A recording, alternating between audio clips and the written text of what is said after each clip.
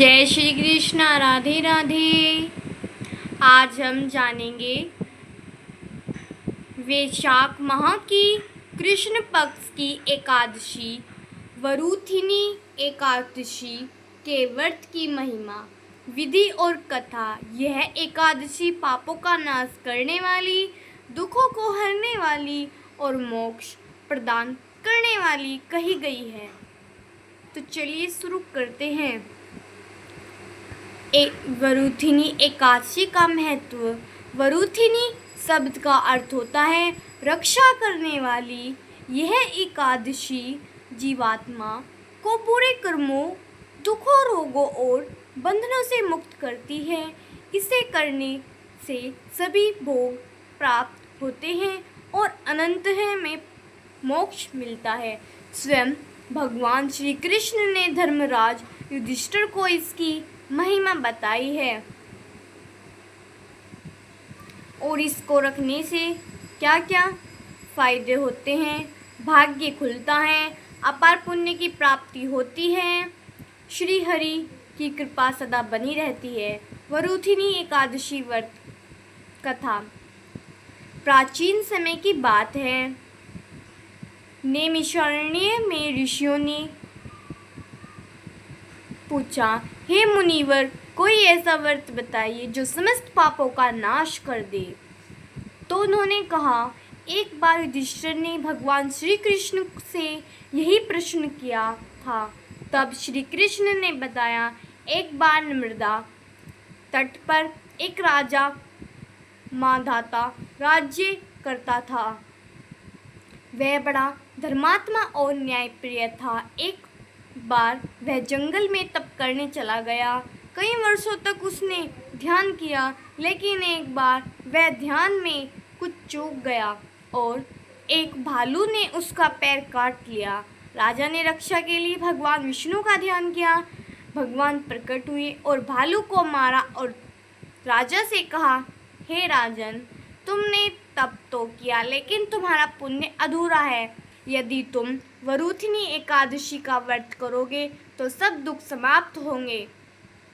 राजा ने व्रत किया और उसका पैर भी लौट आया। वह पहले से ही अधिक तेजवान हो गया और अंत में भगवान के धाम को प्राप्त हुआ।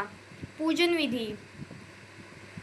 एकादशी के दिन प्रातः जल्दी उठकर स्नान करें। जल में गंगा जल या तुलसी मिलाएं। घर के मंदिर की साफ सफाई करें। भगवान विष्णु व लड्डू गोपाल जी को पंचामृत से स्नान कराएं। दीपक जलाएं। धूप, चंदन, फूल अर्पित करें। तुलसी दल और पंचामृत से श्री हरि को स्नान कराएं। फल, मिठाई, पके हुए अन्न का भोग लगाएं, लेकिन खुद न खाएं, सिर्फ भोग लगाएं। दिन भर ओम नमो भगवते वासुदेवाय मंत्र का जाप करें। रात को जागरण करें या भजन कीर्तन करें। लेकिन लड्डू गोपाल जी को किन चीज़ों से स्नान कराना चाहिए? पहले करें पंचामृत स्नान। दूध, दही, घी, शहद, गंगा जल या सामान्य जल। फिर करें विशेष वस्तुओं से स्नान।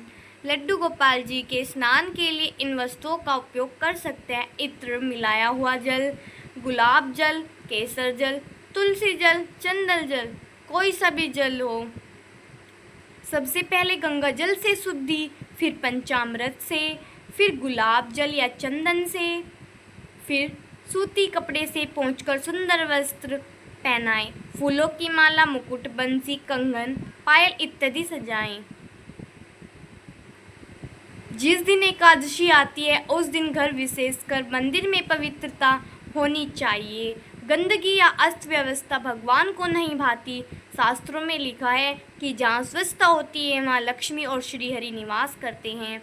इसलिए एकादशी के दिन मंदिर की सफाई करें, वस्त्र भी धो लें, नए कपड़े पहने।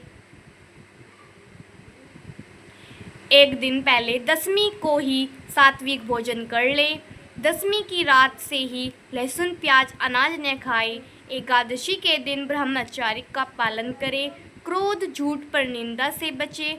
भगवान विष्णु के मंत्रों का जाप करें। रात को जागरण या भजन कीर्तन करें। भोजन केवल फल, दूध, पानी, मखाने, साबूदाना, सिंगाड़ा, सूखे मेवे। वरुथनी एकादशी व्रत करने से मनुष्य अपने जीवन के बंधनों से मुक्त होता है, दुख मिटते हैं और अनंत में विष्णु लोक को प्राप्त होता है। वरुथनी एकादशी व्रत विधि और कथा। लड्डू गोपाल जी का पंचामृत स्नान कराएं। घर बैठे हुए श्री हरि का जाप करें। जय श्री कृष्णा। राधे राधे।